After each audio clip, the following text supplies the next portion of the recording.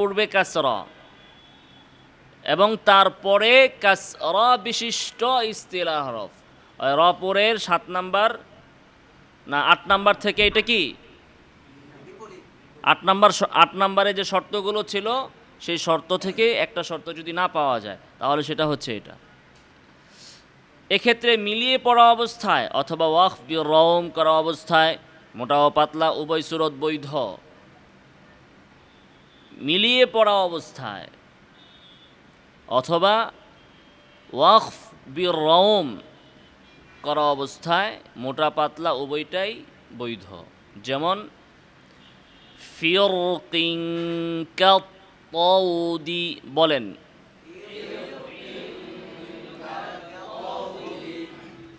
র সাকিন হয়েছে, তার পূর্বে কাসরা হয়েছে, তারপরে ইস্তিলার হরফ হয়েছে, কিন্তু সেই ইস্তিলার হরফে কিভাবে কাসরা? ইস্তিলার হরফ কোনটা? ক। ফির কি কিন ইস্তিলা হরফ হয়েছে, কিন্তু ইস্তিলা হরফে কি হয়েছে? কাসরা হয়েছে। বলা হচ্ছে এই অবস্থায় মোটা এবং পাতলা উভয়টা করা যাবে, তবে এখানে একটু খেয়াল রাখতে হবে মিলিয়ে পড়া অবস্থায়। কারণ যদি আপনি থামেন ফিরকো ফিরকো তাহলে কি হইল বলেন? কোন সূরতে গেল? কোন সূরতে গেল? র পরের 8 নাম্বার সূরতে গেল। র সাকিন, তার পূর্বে কাসরা, তারপরে কাসরা বিহীন ইস্তিলা হরফ না, ওয়াকফের কারণে কফ সাকিন হবে না? কি বলে? ফিরকো। তাহলে এখানে কি করা যাবে? শুধু মোটাই করতে হবে, এখানে পাতলা করা যাবে? পাতলা করতে হলে কি শর্ত? পরের ইস্তিলা হরফে কাসরা থাকতে হবে। তো কাসরাটা কখন থাকবে? যদি আপনি কি পড়েন? মিলিয়ে পড়েন। যদি আপনি ওয়াকফ করেন, থামেন, তাহলে তো আর র সাকিন তার পরের ইস্তিলার হরফে আর কাসরা থাকে না। এজন্য তখন কাসরার কারণে কিন্তু কি হয়? পুর করার বৈধতা সৃষ্টি হয়, বারিক করার বৈধতা সৃষ্টি হয়। কিন্তু কাসরা নাই, বারিকও নাই, তাহলে কি করতে হবে? শুধু পুরই করতে হবে। ফিরক। বুঝে আসছে? কি যেন নাম? খালিদ বিন ওয়ালিদ না, খালিদ বিন কি আলী, ধরতেছ? তো মিলে পড়া অবস্থায় আপনি উভয় সুরত করতে পারবেন। উভয় সুরত কেন করতে পারবেন? ফিরকিন ফিরকিন ইস্তিলা হরফের খাতিরে মোটা করেন, আর যেহেতু ইস্তিলা হরফের নিচে কাসরা, এই জন্য এই খাতিরে কি করেন? বারিকে করতে পারেন। ফিরকিন কাত্তাউদি ফিরকিন কাত্তাউদি। বুঝে আসছে? অনুরূপভাবে ওয়াকফ বির রওম করা অবস্থায় ওয়াকফ বির রওম করা অবস্থায়ও মোটা পাতলা উভয়টা করা যাবে। কারণ ওয়াকফ বির রওমটাও ওয়াসল মিলিয়ে পড়ার হুকুমে। এখন ওয়াকফ বির রওম কাকে বলে? এই হেলান দিয়েছ কেন তুমি? সামনে আগে বসো। ওয়াকফ বির রওম কাকে বলে জানা আছে? তাহলে সামনে আলোচনায় আসবে। ওয়াকফ বির রওম হচ্ছে, ওয়াকফ 3 প্রকার: ওয়াকফ বিস সুকুন, বির রওম, বিল ইসমাম। একটা হচ্ছে ওয়াকফ বিস সুকুন, সাকিন দিয়ে ওয়াকফ করা, যেটা আমরা সচরাচর করে থাকি। ওয়াকফ করলে শব্দের শেষ অক্ষর আমরা কি করে দেই? সাকিন করে দেই। হ্যাঁ, বিসমিল্লাহির রহমানির রহিম, রহিমি নিচে কাসরা আছে না? ওয়াকফের কারণে কি করে দিলাম? এটাকে কি বলে? ওয়াকফ বিস সুকুন। আরেকটা আছে ওয়াকফ বির রওম। ওয়াকফ বির রওম কোনটা? কিতাবে সব আলোচনা আছে। ওয়াকফ বির রওম কোনটা? ওয়াকফ বির রওম সব জায়গায় চলবে না।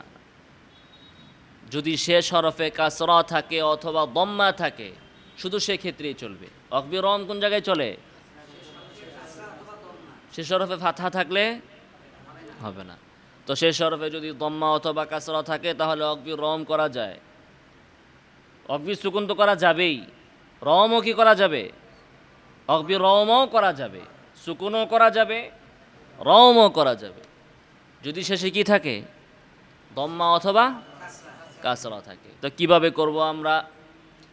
ওয়াসলের হুকুমে, মানে মিলিয়ে পড়ার হুকুমে কিভাবে? দম্মা অথবা কাসরার 3 ভাগে 2 ভাগ ফেলে দিতে হবে আওয়াজের ভলিউম, মাইকের ভলিউম আছে না?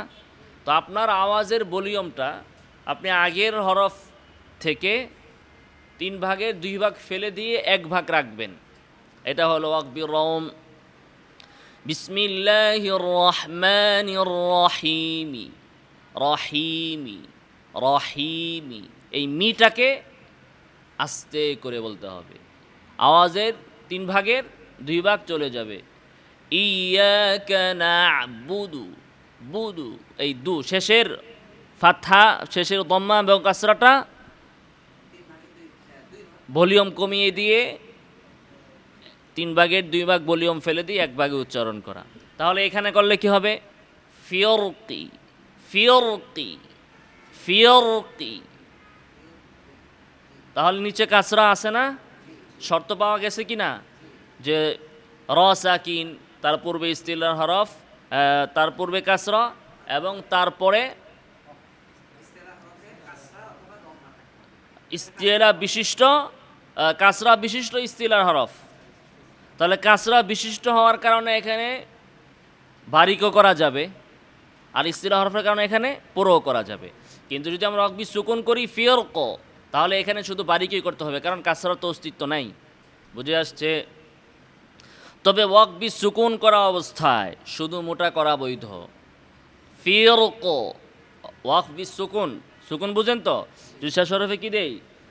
সাকিন দেই, তাহলে শুধু পড়া ধরতেছে, শুধুমাত্র মোটাই করতে হবে, পাতলা করা বৈধ না।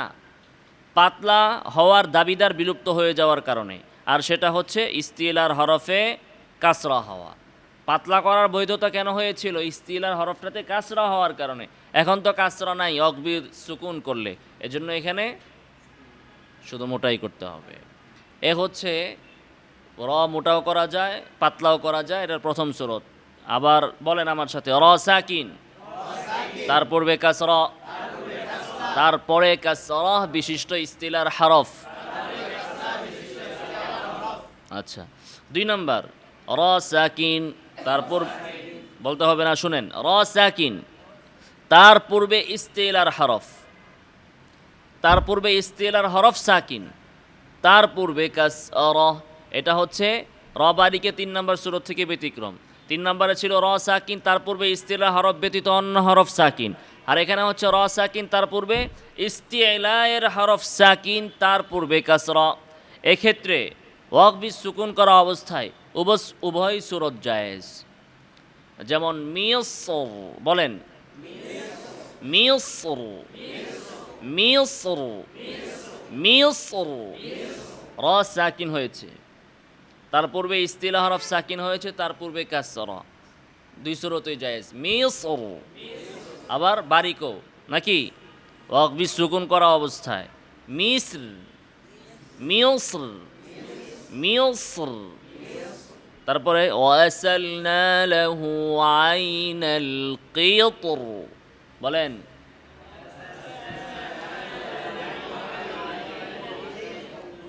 মোটা, বারিকও করা যাবে, ওয়াসালনা লাহু আইনাল কিতর।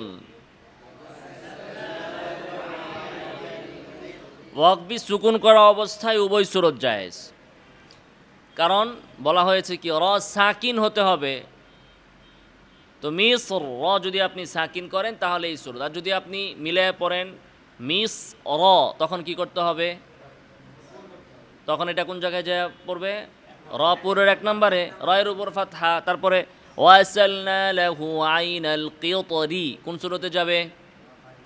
র বারিকের 1 নম্বর সূরতে, ঠিক আছে না? তাহলে যখন আমরা সাকিন করব, এই